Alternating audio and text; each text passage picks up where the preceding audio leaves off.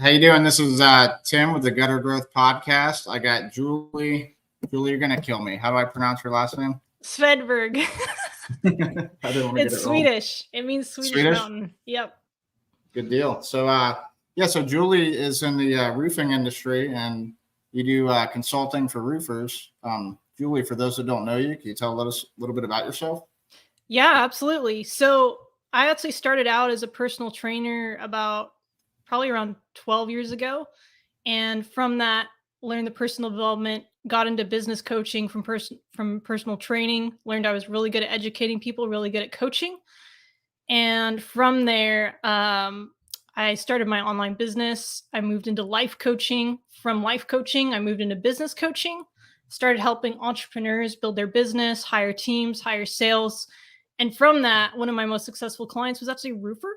And so I learned all the roofing technology, all the roofing specificity, and basically showed roofers how to hire, how to get their operations in order, their back-end systems, all the stuff. Like if you guys ever hear paperwork, some of you guys, that causes you a lot of headaches. But if you can simplify all the back end, you hire in an office manager. Now you can free up your time, hire salespeople, so you're not in the truck 10 to 16 hours a day and wearing like 5 or 6 hats all at the same time. So it's safe to say that you're a hiring expert. Yeah, absolutely. Yeah. Hiring, delegating, and then systems is really what it comes down to. Yeah, hiring a admin was my first major hire when I started my gutter company, and I was scared of it, because it's a fixed expense, but that was my best hire. Yeah.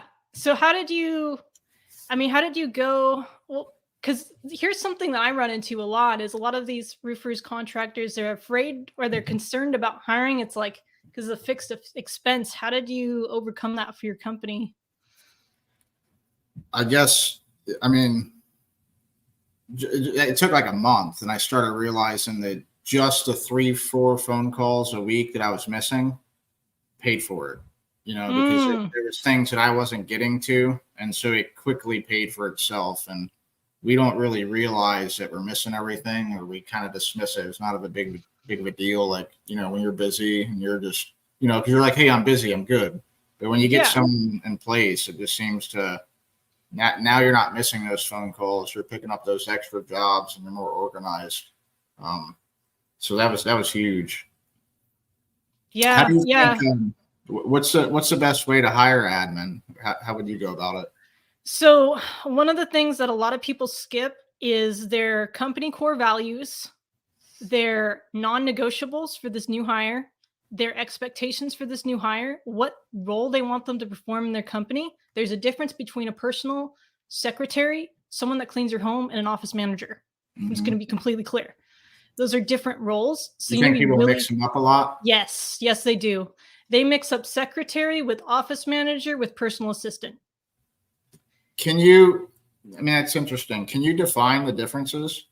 Yeah. So a office manager is more similar to a secretary, but an office manager is actually doing phone calls, doing invoicing, maybe does some bookkeeping. They're pretty much the base of the operations, the paperwork, and basically moving that paper through, answering the phone, doing that kind of stuff. And they also have the skill level to basically run the entire office, which means that they might have office assistants underneath them at a certain point in your company. And so that's the difference between an office assistant and his office manager. Is the office manager has the capabilities to lead an entire team for the office. So they're in charge of the office, and they'll manage people underneath them, or even VAs if they had to have a VA. Absolutely. So if you have VAs, you have people doing specific things, they will go out, they'll find hires, for example, videography, specific things that the business needs.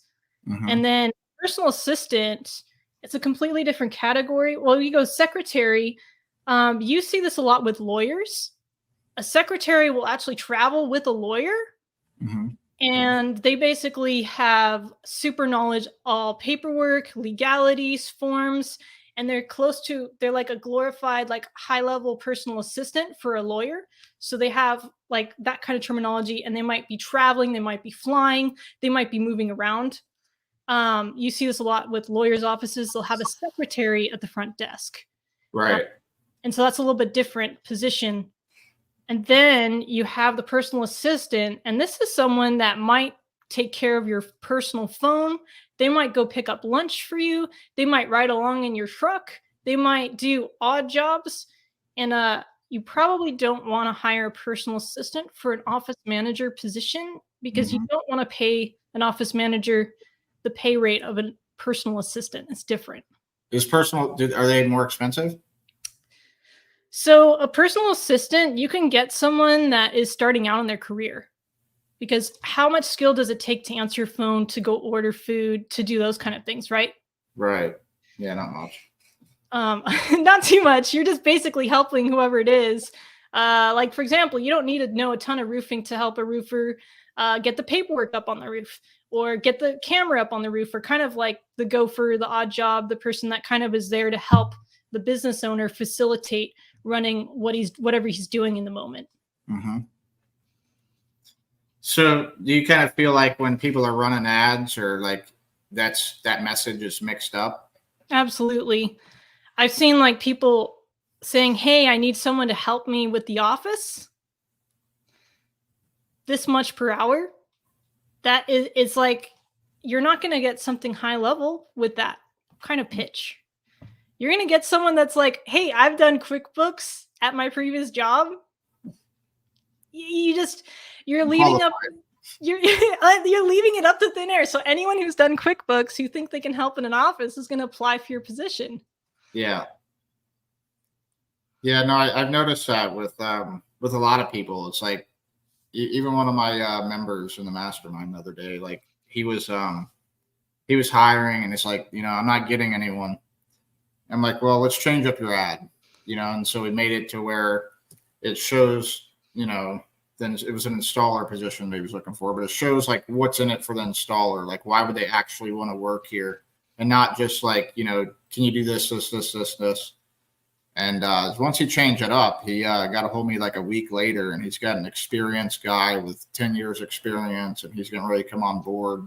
So the guy was super stoked, but he was running ads for a period of time, and it was just changing it up in 1 week. Boom, he's hiring someone. So how would you structure hiring for admin? Because I know it's different than an installation job. Yeah, it's different, but it's similar. See, because the specificity is you knowing what the role is. As long as you know what the role is, you can use the same template for any hire. Um, an office manager, you want to be thinking, do I want this person to know how to use Go High Level, for example? Do I want this person to know how to use QuickBooks? Do I want this person to be professional and have some sales experience, some phone call experience, and some experience running a team underneath them to do office management? What level, how many years? Because that makes a difference. Like someone in their first year of just doing front desk experience is going to be different than someone running 10 years as Mm-hmm. a manager position. So I think the difference between an installer and an office manager is the installer, you already know, hey, like we need them to do a gutter install, be able to do it to code, be able to double check and make sure everything's done properly, start to finish, and know what's on the bid and even write a bid out, right? Mm-hmm. So I guess in some ways it's simpler, in some ways it's more complicated, depending on how much you want that person to know and how much experience. So when it comes to an office manager, here's my guidelines for it. And then you guys can actually add to them because technology is changing and you need people to learn and adapt with new technology, because if you don't, your company will be left behind. It is True. just insane how fast technology is upgrading. So obviously you want an office manager that knows how to do QuickBooks. They are familiar with funnels, familiar with Go High Level, and any kind of processing softwares related to Facebook, social media, and invoicing. The more software that they know and have knowledge of, the more likely they'll be able to learn a new software and create better systems for your company. Right. 'Cause you never know. Next year you might have to use something different. Right, right. And that's the thing too, is an office manager can actually build out a lot of your back end if that office manager knows how to get around and how to learn a new software. Yeah, no, that's true because I don't like I'm not like a computer guy. Like I'm just now starting to have to do it more because I'm in consulting now. But like Yeah. before, like before, like when I hired my office manager, like her skill level was way greater than mine on dealing with all the back end stuff, and it absolutely helped build my back end of the office and all the systems and processes, um, that we put in place. Yeah, it's just like the difference between having someone like, "Hey, I got your back. You can make as many sales as you want, and I'll make sure it processes over here." Mm-hmm. Versus you make all the sales, then you got to go back and do the back end. So, yeah, so in terms of that, obviously they want to have skills in software. The other skills you want to look for is they are really good communicators. They've been in leadership positions and they have 5 to 10 years experience. Mm-hmm. Now, one thing you want to look for is who would be that experienced and want to get started at a new company. So think about someone that's been in corporate for like 20 years and just like, oh my gosh, I need something new. This is like driving me nuts. A lot of these super experienced, super like overqualified office managers are in a corporate position. They're set at a rate where they're not going to be able to grow. They don't have an opportunity to move up in the company. It's just the corporate level, it just kind of smashes people down. And Yeah, so if you can pick someone out of that that's just tired of being in that kind of situation and wants to work for a smaller company with more opportunity and more engagement, more fun, like more opportunity, that would be your pitch, is to get someone from corporate. that's actually that's actually what I did, and it was good like having someone working from a big company and then coming to a small company because they understood like all these processes. It used to be funny. She'd be like, "I'll let the scheduling department know." I'm like, "Yeah, me." So you actually use that same strategy that I'm talking about to hire Yeah, your office manager. yeah. I mean, I don't know if it was a strategy or it just Just happened, but like it just happened, right? yeah, it did. But now that you're saying that, I'm like, yeah, that's actually maybe that's why it worked out so well. I had her for like 7 years, Wow. Wow. so I haven't had like a whole lot of experience having to hire admin. I guess because I nailed it pretty quickly, You and just it need just one yeah, that's really it. good person. That's it. Then you're done and they're like committed to your company. Mm-hmm. And you really have to do something really off to get your office manager like quitting. Seriously. Like you have to Yeah. do something really to be like Yeah, because it becomes their baby almost. Like they start taking yeah. control of it and they really care about it. And, if you find someone that cares about it, they're going to stick around. Yeah, because it's like they're building part of the company with you. Now it's their little spot to like build and help you. And it's like you take partial ownership of the business in a way. Hmm. Other than, like as far as like pay scale, what would someone expect to pay hire an admin? So obviously this depends state by state. I'll just give an example. California, you're looking at $30 to $40 an hour. Okay. Um, Ohio, you're looking anywhere between 18 to $28 an hour. So it's a big difference, but I guess the living expenses are pretty high over there in California, huh? Really high. So it depends on, you can even go, here's another thing you can do when you're trying to figure out what you want to offer someone is you can go into, there's actually an index online. You can top in office manager hourly rate for such and such a county. And you can actually see what the ongoing rate is in your county or in your state. And then you can kind of pick an average number, or you can kind of get an idea of what an office manager hourly rate is costing in your Where can I area. find that again? I believe it's actually on the labor index. So if you just Okay. type into Google hourly rate for office manager at let's say Dallas Fort Worth, Hmm. Texas, it'll actually pop up and it'll show you what percentage of office managers make different median incomes. Oh, that's pretty cool. I didn't know that. That's Yeah. pretty useful because then you know that you're being competitive or you're in the right area.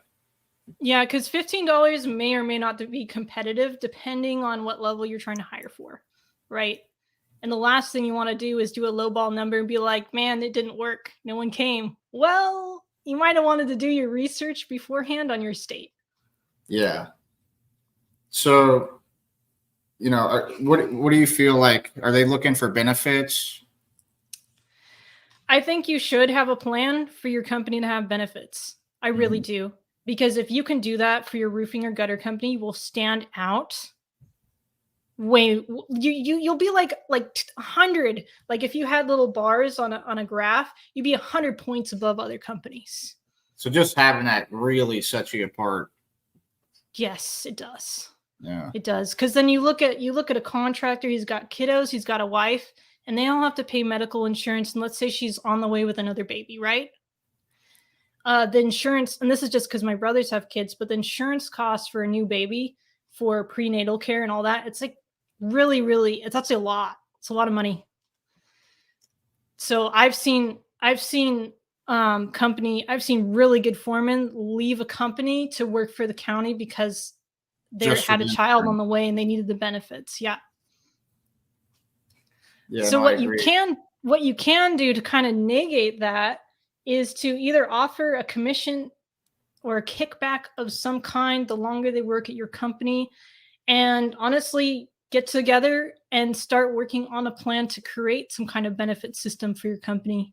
It doesn't have to be right away, but it needs to be some kind of plan that you install at a certain commission or certain revenue for your company. Because I hear it all the time from people. It's like, there's no one wants to work. I can't find anyone. But then I always think, would you want to work for you? Like, are you a company that you would want to work for? Because I mean, that matters too. You can put an ad out there all day, but if you're not a company that someone would want to work for, you're not going to find anyone. Yeah, that's the truth. That's the truth. It's like, I can't find anyone. It's like, well, maybe your belief, if the belief is off, you will like push away people that could be potential good fits for your company. So if you believe you can't find anyone, you won't even see when someone's a potential hire. Yeah, because it's like that confirmation bias, right? It's like, this is all I want to see. Yeah. So one thing I like to do is I like to think about what my next hire is going to be, and I just start picturing an image in my mind of who that hire is going to be, what they're looking like, what their talent is. And I always keep this opportunistic mindset of looking at people as if I'm going to hire them. And that will start to open up like people's minds in terms of hiring, because then you're like, oh, that person I probably wouldn't hire for these reasons. This person, how would I get this person into my company? I start reverse engineering how I can get high level people into my company. And there's different ways you can do that. So one part is through rev share, right? Another part is through getting them hired and actually offering a competitive salary to that person. What does your ad process look like as far as like what platforms operate, or what platforms like perform the best as far as like, putting ads out there? Yeah. So here's the funny thing is, if someone knows you and knows your company, they're more likely to apply for your company. Like if your branding's on point and they've already seen you and know about you, they're more likely to apply. So the best way to get a new hire is actually through your personal networks, your friends' networks, your friends' friends' networks, and their friends' friends' networks. So what you want to do is create a daisy chain, and you can do this through offline stuff like phone calls. You have a really great script of who you're looking for, what the qualifications are, how much the base pay is. And instead of just telling people, hey, I'm looking for this person, you actually send them a document, and then they can share that with people, and you'll get better feedback because they actually have something to give someone. They're like, oh, let me apply. That's awesome. I'm looking for something right now. So you do this offline marketing aspect with phone calls, text messages. You go out to your customer base. Like if there's another, what's that? Kind of like guerrilla marketing. Yeah, guerrilla marketing, quite literally. And then on the social media piece, you're doing lives and you're getting as many people as possible on your networks to share that out. Lives, reels, videos. First time I've heard that. It's a good idea. Yeah, well, think about it this way. A live on Facebook right now gets the most views. It's shareable. It's downloadable. So you can email that. You can use email marketing from just downloading the live and then emailing it out to your crew. People can share the live through Messenger. So, hey, you can actually tag people on the bottom of the live. Hey, do you know of anyone? Please share this to them. Share this to your page, and you invite people to share, and you get your friends to literally share it to their pages. Yeah. So now if 5 of your friends have 3,000 each on their follower count, you've now reached, you've reached 15,000 people with your live. Yeah. And then because the live is connected to your account, everyone goes back to your profile. So just in the beginning of the live, you're kind of telling them, please share this. And yeah, absolutely. So it's gunction. It's just like, come on, like it's that community build. It's like really focusing on getting people to help you, and like, let's get someone an amazing job. Like, we help people find work. This is not just a company. This is a company of impact. And we really want to help someone that is in need, that is really good, to be at our company. I like that. Most of my hires were just my guys would bring them. Yeah. Yeah. So that's the thing, is you get you get your current hires to put out referrals as well. And when you do that daisy chain, there's just no way that you're not going to find someone, at least 5 to 10 interviews for one position. Because I hear that some of the platforms are pretty expensive. Do you stay away from the platforms, or do you still maybe run some ads on them? I would do it all. Really, like you could do paid ads on Facebook. So you could actually boost your live. You can boost your live on Facebook. That's probably what I would do, is I'd boost that live. Once you have a lot of attention, we did this for one client. I don't know if he boosted it, but basically I shared it out, all the live out to groups, and he got like 2,000 views on a live video on Facebook from potential. And then he had people reaching out for the interviews. You can do stuff on Indeed and stuff like that. I think the problem is it's just so swamped. Mm-hmm. It's just, there's so many. Indeed, I think Indeed has lowered, like for example, application processes on Indeed are pretty complicated. They make you go through all these different tests, and I don't know. Indeed just seems to be like, it's not as good as it used to be, I think. I'm pretty sure. I hear it's pretty expensive too. It is expensive. And the people that really want to apply for your company know your company already. That's the challenge. It's better to have. Yeah, for me, in the beginning, for me, it was super hard to get anyone. But it's like once my brand was like really recognized, and it was pretty easy. Yeah. Yeah, so I think the main thing is to go live on Facebook, on your social medias every day, because the people that follow you, that see your content, they might be looking for work. You would do it every day? Yeah, but unless you're not on there, if you're not on there, you're not building your brand. Mm-hmm. That's true. And I think a lot of people don't realize how important their personal brand is. It is. It's more important than your business brand.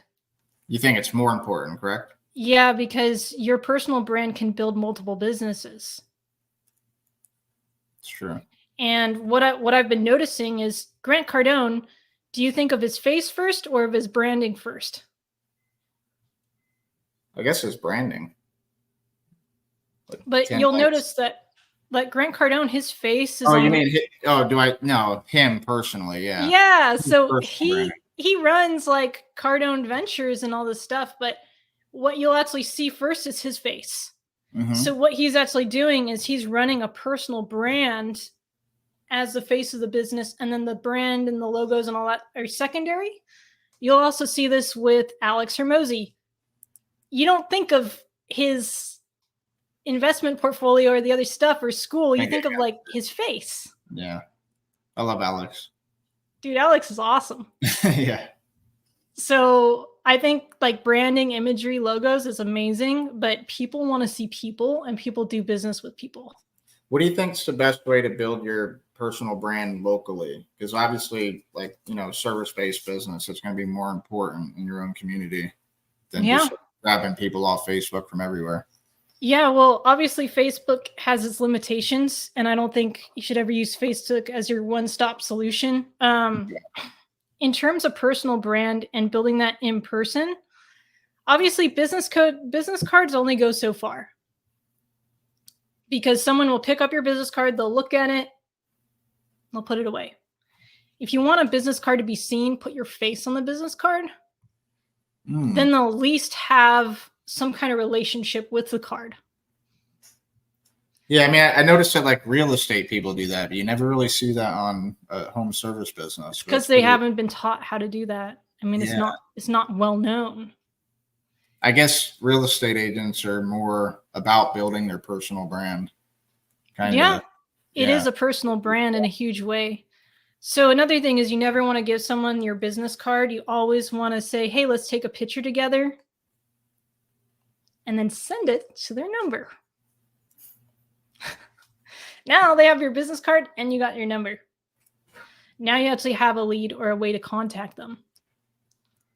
So how would you go about doing that? Do you just say, hey, let's take a, when you're getting ready to grab this phone number? Yeah, like, hey, here's my card. Hey, do you want to take a picture together just real quick?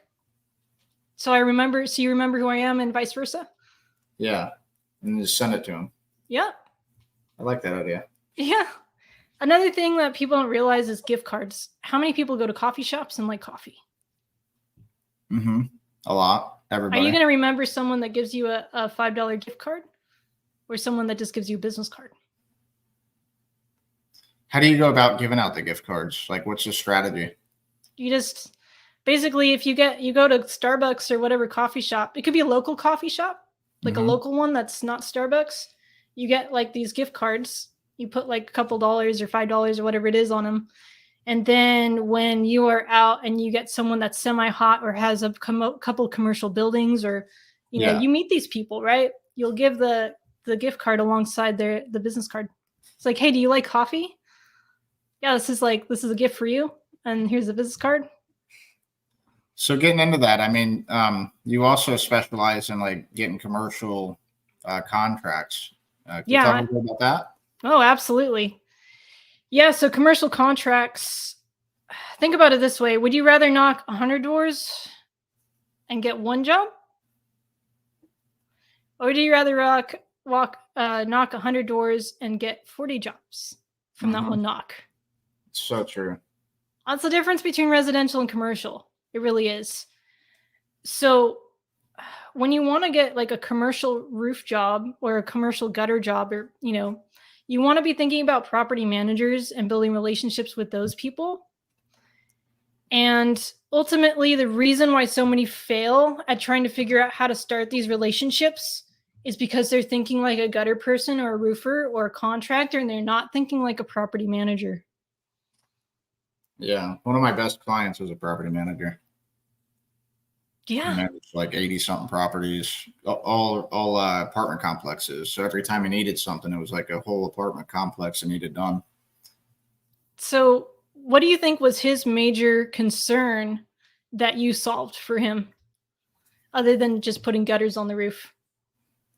I mean, they just wanted a relationship that you were going to have their back. And I think that's what a property manager is looking for. Like they're looking for like their guy. So like whenever they have the need for their clients, like you're there and you got their back, and you have that trust built up with them that they know no matter what, like you're gonna take care of it for them. Yeah, that's 100% correct. Yeah, that's solid. Another piece to it is a lot of property managers. Now you might have been, was it a property manager? Or was it actually a property manager, like the owner of the property management company? So he was, he owned the property management company. And then so he was the owner. Yep. And then he just managed like 80-something apartment complex properties. Got it. So it's always going to be easier to do business with the owner than the manager of the property management firm. So you want to try to work with the owner. Yeah, if you can work with the owner, amazing, because you can it's the same way as another roof sale. It's the same, like you can build that relationship with them. If you're building with the manager of a property management firm that's not the owner, their main concern is, how do I make all these buildings cash flow? And how do I allocate funds to repair these buildings while still making a profit every year? So now you'll notice that the needs are different, because this person is wanting to make sure that they don't lose their position as a manager and that they do what is necessary. So what you need to educate property managers on is basically their options for funding projects, funding gutters, funding these things, what to look for, signs of wear and tear, what you can do for all their buildings to make sure that nothing is in immediate need of repair. And if it is, when is a good time, or how could they schedule that in the working calendar year so that they're not losing profit at the end of the year on repairs. Mm-hmm. That's going to be important to them, because if they lose profit, it doesn't look good for them, right? Yeah. So instead of trying to sell them on features of gutters or like why you need gutters, they already know they need gutters. Like they already that's know not the real pain point. No, the real pain point is cash flow management. The real pain point is knowing how the heck they can plan for a full re-roof or a full re-gutter replacement, right? I know a lot of the commercials pre-planning, like you might be quoting something that you're not doing for 6 months, a year, or 2 years.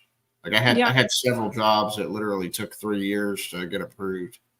But they did get approved.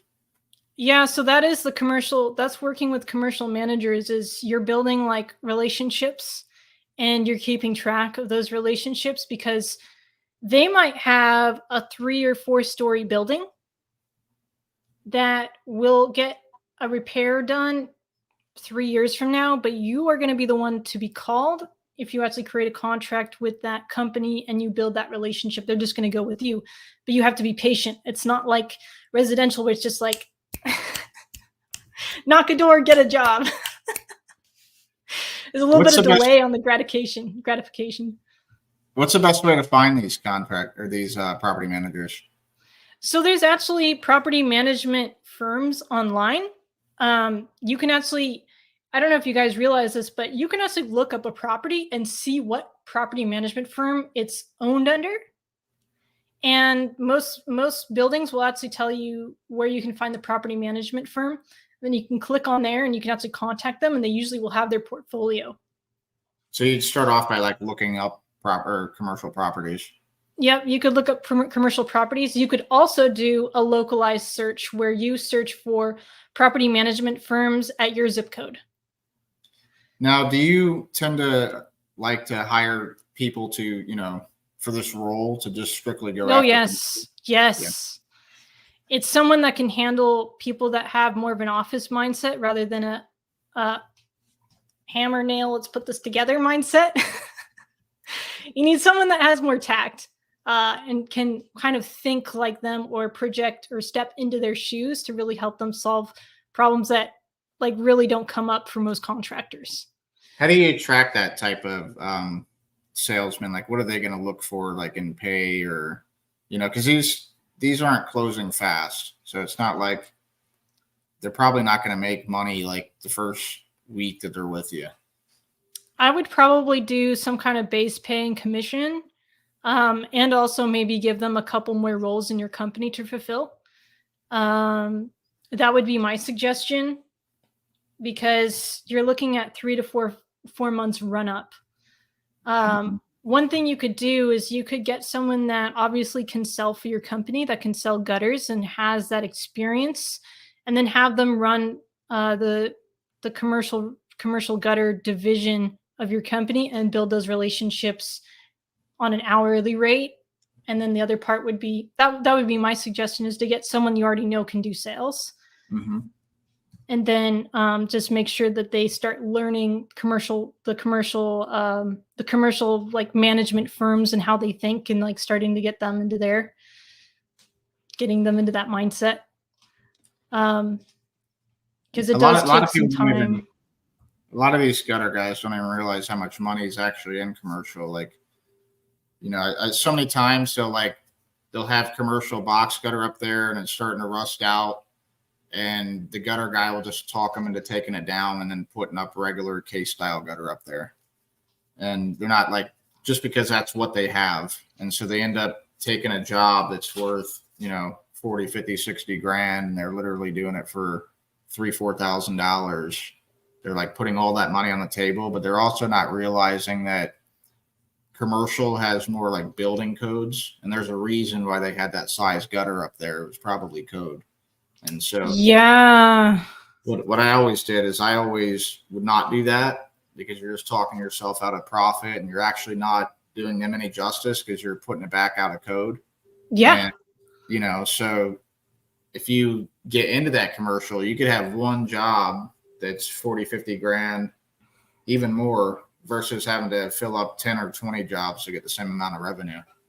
100%. And that's I love what you brought up there about the building code. You want to know the commercial building code and what's required, because some of these buildings are 3 stories. Yeah. And the length of the gutter, how long the building is, what the wind is, like all that stuff changes. And it also changes county to state as well. So part of it is educating your property managers on what the building code is and what specs they need to have for their gutters. And if you can prove to them that you know your business really well inside and out and what exactly they need for their commercial building code, that's going to last the longest. And it's actually going to be, because like, let's say they sell property, someone's going to walk the roof. There's going to be inspectors coming out. So you want to make sure that you can prove to them that you know the code and that you can do a good job. Yeah, and then if you're educating them on that, they're going to go with you, because the next 3 guys aren't educating them on it, Yeah, because it's not just like, oh, you don't really, with property management, you don't want to sell on the features of a gutter. You know what I mean? You want to sell them on the building code. You want to sell them on how they can plan it into their financial planner for repairs. And you also want to like sell them on affordability over time and how they can plan this into their schedule for regular maintenance repairs, and then also how to eliminate problems and what to look for. I love that, because a lot of people don't realize like what the real objection is. Yeah, it's not like gutters are great, they're the best gutters in the world. It's like like oftentimes we try to sell how we think our product needs to be sold. And the problem with that is you might be completely hitting the mark. Like, for example, I do business consulting, but no one wants a consultant. Normally, like the people that are super problem, they're like, okay, I'm looking for a consultant. Like earlier on this call, you mentioned something about needing coaches for a specific task. You're super hyper aware. Most people don't want coaching. So I don't sell coaching, because I'll be like, results. You just be like, they want the results, right? What's the result? So don't sell them gutters, sell them the result. So true. Oh my goodness.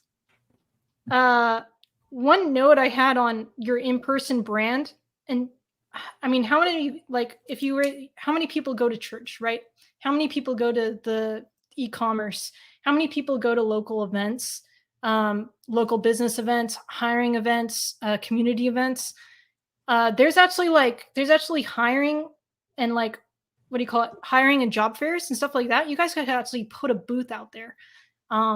So if you guys decide to really build your in-person brand, you can get your booths in these different events, and sometimes for free, because you're a local business, right? That's another avenue you can take to build your personal brand. Another thing I tell people is like, always be hiring. Even if you don't hire, like always be looking.